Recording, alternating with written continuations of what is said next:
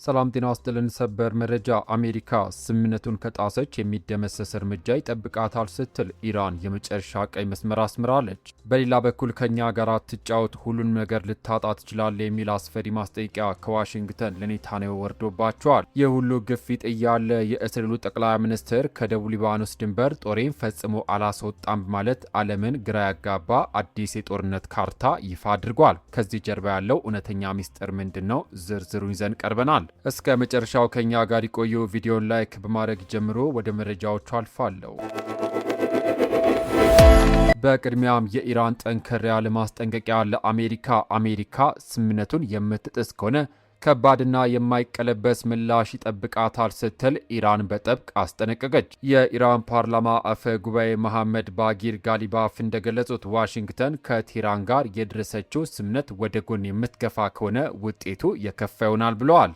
አፈ ጉባኤው በኤክስ የቀድሞ ትዊተር ገጻቸው ላይ ባሰፈሩት መረጃ ይህን መልእክት ያስተላለፉት የኢራን አብዮታዊ እስላማዊ ሪፐብሊክ ጠቅላይ መሪ ሞጅተባ ኻሜኒ የሰጡትን መመሪያም ተከትሎ ነው። ጋሊባፍ የጠቅላይ መሪውን ትዕዛዝ በመቀበል ከአሜሪካ ጋር ስምምነት ላይ የተደረሰባቸው ነጥቦችና እያንዳንዱ አንቀጾች በትክክል መሬት ላይ መተግበራቸውን በቅርበት እንደሚከታተሉ አሳውቀዋል። እዚህ ላይ ነው እንግዲህ ነገሩ የሚበረታው። አፈ ጉባኤው አሜሪካ ታማኝ ያልሆነች አገር በማለት የገለጹም ሲሆን ቃሏን አጥፋ ስምምነቱን የምታፈርስ ከሆነ ኢራን ያለማወላወል የሚደመሰስ እርምጃ እንደምትወስድ በግልጽ አስታውቋል። ሳይደግስ አይጣላም እንደሚባለው ኢራን ቀደም ሲል ከአሜሪካ ጋር በነበራት ፍጥጫ ድል መቀዳጀቷን በማስታወስ አሁንም በተመሳሳይ የጦርነት መንገድ ለመጓዝ ከመረጡ ከበፊቱ የላቀና እጅግ የበረታ ምት ይጠብቃቸዋል ስትል ዋሽንግተንን አስጠንቅቃለች። ክቡራን አድማጮች፣ የኢራን ዛቻ በዚህ መልኩ እያገሳ ባለበት በዚህ ወቅት በሌላ በኩል ደግሞ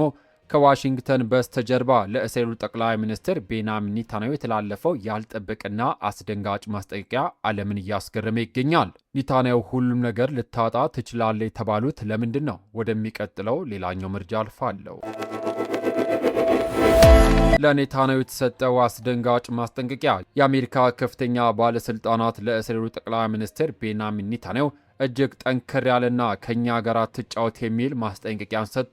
የአሜሪካው ምክትል ፕሬዚዳንት ጄዲ ቫንስ ኔታንያሁ ሁሉም ነገር ሊያጡ እንደሚችሉ በመግለጽ ዶናልድ ትራምፕ ብቸኛ አጋርህ ነው፣ ዓለም ሁሉ ግን እየተቃወመ ነው ሲሉ ሁኔታውን አስረድተዋል። ምክትል ፕሬዚዳንቱ ከኢራን ጋር የተደረሰው ስምምነት የሚቃወሙ የእስራኤል ጽንፈኛ ባለስልጣናትን አጥብቀው ወቅሷል። በተለይም ለእስራኤል በተዘጋጀ ልዩ ፕሮግራም ላይ ለኒውዮርክ ታይምስ በሰጡት አስተያየት በክልሉ የሚያጋጥሙትን እያንዳንዱን የደህንነት ችግሮች በኃይልና በጦርነት ብቻ መፍታት እንደማይቻል አሳስበዋል። ለቀኝ ዘመን ባለስልጣናትም ሲናገሩ ለመሆኑ የእናንተ ትክክለኛ የመፍትሄ ሀሳብ ምንድን ነው ሲሉ በቁጭት ጠይቋል። ዋሽንግተን እስራኤል ለዲፕሎማሲ ዕድል እንድትሰጥና ለተፈጠረው ጥምረት እውቅና እንድትቸር ትፈልጋለች። ፕሬዚዳንት ትራምፕ ለእስራኤል ያላቸው ድጋፍ የማይናወጥ ቢሆንም በቅርቡ ከኔታንያሁ ጋር በስልክ ሲነጋገሩ ግን በሊባኖስ በኩል ስላለው ጥቃት ያላቸውን ስጋትም አንስተዋል። ትራምፕ ሲናገሩ አንድን አካል በፈለጋችሁ ቁጥር ማፍረስ አይጠበቅባችሁም፣ በዚያ ውስጥ በርካታ ወገኖች አሉ በማለት ድርጊቱ ገደብ ሊኖረው እንደሚገባም ጠቁመዋል። ነገር ግን ይሄ የአሜሪካና የኢራን የመግቢያ ስምምነት በሁሉም ግንባሮች ወታደራዊ እንቅስቃሴዎች እንዲቆሙ ቢጠይቅም ኔታንያሁ ግን ከሊባኖስ አንወጣም በማለት ግትር አቋም ይዘዋል። ይህ በእንዲህ እንዳለ የኢራን የውጭ ጉዳይ ሚኒስትር ቃል አቀባይ እስማኤል ባጋይ በበኩላቸው የእስራኤል ጥቃት በሊባኖስ ላይ ከቀጠለ አሜሪካ በስምምነቱ የገባቸውን ግዴታ እንደ ጣሰች ተደርጎ ይቆጠራል ሲሉ ጉዳዩን ይበልጥ አወሳስበውታል። ክቡራን አድማጮች፣ የአሜሪካ ግፊትና የኢራን ዛቻ በዚህ ደረጃ ላይ እያለ ጠቅላይ ሚኒስትር ቤንያሚን ኔታንያሁ ለዓለም ማህበረሰብና ለአሜሪካ የሰጡት ቀጥተኛ ምላሽ ምን ነበር? እስራኤል በይፋ ያወጣችው አዲስ የጦርነት ካርታስ ምን ያሳያል? ወደሚቀጥለው ሌላኛው መረጃ አልፋለሁ። እስራኤል ከደቡብ ሊባኖስ አልወጣም ማለቷ ተሰምቷል። የእስራኤሉ ጠቅላይ ሚኒስትር ቤንያሚን ኔታንያሁ ጦራቸው የደህንነት ማስከበሪያ ቀጠና ካሉት ደቡባዊ ሊባኖስ በምንም መልኩ ለቆ እንደማይወጣ በይፋ አስታወቁ።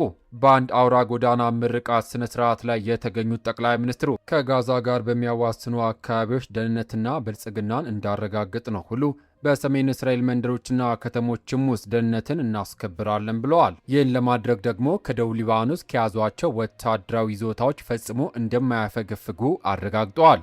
ይህ በእንዲህ እንዳለ የእስራኤል መከላከያ ሰራዊት IDF ወደ ሊባኖስ ግዛት 10 ኪሎ ሜትር ርቀት ያህል ዘልቆ መግባት የተቆጣጠረው መሬት የሚያሳይ አዲስ ካርታን ይፋ አድርጓል። የመከላከያ ሚኒስትሩ እስራኤል ካትዝም ወታደሮቻቸው በሊባኖስ በሶሪያና በጋዛ አስፈላጊ እስከሆነ ጊዜ ድረስ እንደሚቆዩ በግልጽ ተናግረዋል። በመሆኑም የእስራኤል ይፋዊ አቋም በሁሉም ግንባሮች ወታደራዊ ኦፕሬሽኖችን ለማቆም ከተደረሰው የአሜሪካና የኢራን ስምምነት ጋር በቀጥታ እየተጋጨ ነው። ኢራን ስምምነቱ በሊባኖስ የተኩስ አቁም ማድረግን እንደሚያካትት ስትገልጽ፣ ፕሬዚዳንት ዶናልድ ትራምፕ በበኩላቸው በሂዝቦላና በእስራኤል መካከል የተኩስ አቁም ተተግብሮ በሁሉም አውድማዎች ሰላም እንዲሰፍን እንጠብቃለን ብለዋል። ሆኖም የእስራኤል እምቢተኝነት የቀጠናውን ሰላም አሁንም በከፍተኛ ውጥረት ውስጥ እያባባሰውም ይገኛል። ዘገባው የቢቢሲ ነው። ክቡራትና ክቡራን የተከበራችሁ የዩቲዩብ ቻናል ቤተሰቦች ለሰዓቱ ያስኩላችሁ ሰበር አጫጭር መረጃ እነዚህ ነበሩ።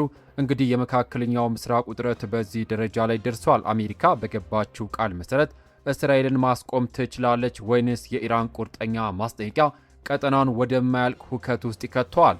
ኔታንያሁስ ሁሉም ነገር ሊያጡ ይችላሉ የተባለው ማስጠንቀቂያ በተግባር ይተረጎም ይሆን? ጉዳዩ በየሰዓቱ መልክ እየተቀያየረ በመሆኑ እኛም አዳዲስ መረጃ ሲደርሰን ወዲያውኑ ወደ እናንተ ይዘንላችሁ የምንመለስ ይሆናል። የእናንተስ አስተያየት ምንድን ነው? እስራኤል አዲሱን የጦርነት ካርታ ይፋ ማድረጓና ከሊባኖስ አልወጣም ማለቷ በስምምነቱ ላይ ምን አይነት ተጽዕኖ ያመጣል? ሀሳባችሁን በኮሜንት መስጫው ላይ አስፍሩልን።